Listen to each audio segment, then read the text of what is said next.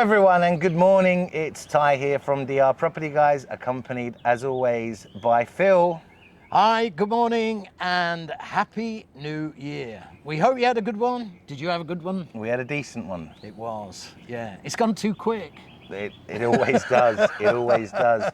Happy New Year as always, and today the purpose of this video is to discuss our real estate predictions for the north coast of the Dominican Republic in 2026, and also to discuss the planned development by the government and private investors.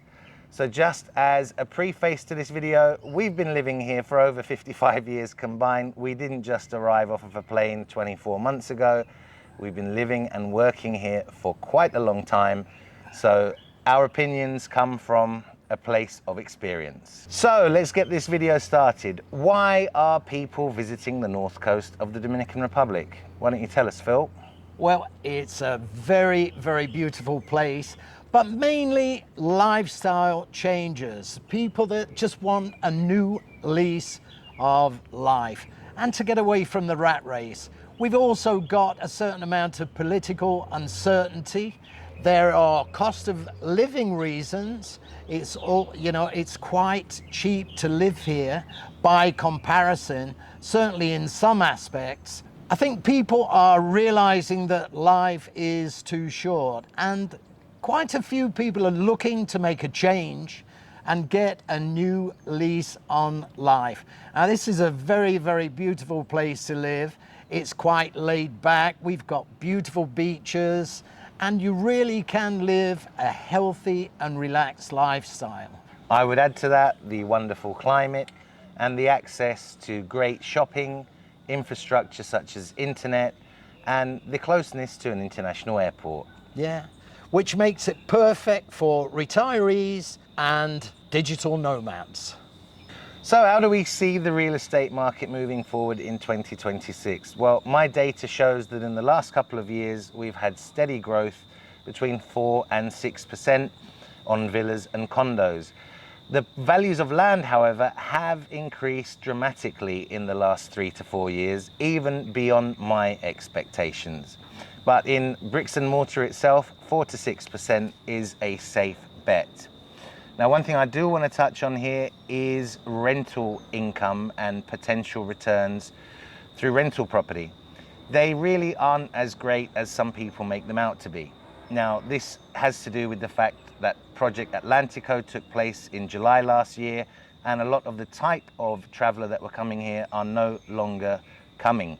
The focus is moving towards family-orientated tourism, and unfortunately, it will take a while for this to bring rental income potential levels back to where they were. Now, that being said, I did speak to a hotel owner here in Sosúa last night, and he has informed me that January 2026 is already 30% up on January 2025. So we are seeing or expecting moderate growth, and always the most important thing is property in the right location, nicely designed, well built, will always increase in value. And it's important to remember that for the Caribbean, property here is still undervalued, but it's beginning to catch up. Let's talk briefly about the strength of the Dominican economy. All in all, the economy here is quite robust, and the forecast for 26 is growth of between 3.5 and 4.8%, which is the best in the region. So Dominican Republic is in pretty good shape. So projections and insights to developments here on the north coast. We start with... Yeah, the cruise industry is on fire here at the moment. Puerto Plata is set to be, and Dominican Republic, a regional hub for cruising in the Caribbean. And just in Puerto Plata alone, which is Taino Bay and Amber Cove, there are going to be around 72 port calls. That's a lot of people. And that obviously affects the whole region. If you were to see Puerto Plata 10 years ago and compare it to today, you wouldn't believe the difference. It's incredible. Moving across, let's talk about Punta Bergantin, the mega project. Yeah, Punta Bergantin is going to be a huge development on a scale of Punta Cana Resort or Cap Cana down on the East Coast. It's not going to happen overnight, but it will attract, well, it has already attracted major global hotel brands. There's going to be residential, going to be oceanfront boardwalks. It is going to be something special and completely transform this North Coast. Now, in order to make that work, something very important has to happen with the infrastructure, which will be the development of the Amber Highway. Now, the Amber Highway is coming to tender here in 2026. And we understand that the overall cost of this project is about $500 million. It's essentially a 33-kilometer stretch of highway that will connect the city of Santiago to Puerto Plata, and it will take you roughly 30 minutes to arrive here. Now, you add on that the time from Santo Domingo, giving you access to the North Coast in about 2 hours. And moving further across this way to where we are currently situated, the discussion about the Sosúa beach plazas. Obviously, we did an update video last year that showed the continued construction of both plazas, and we had predicted then that they would be open in February or March. Well, based on the current situation, I'm not sure if that's going to be the actual opening date.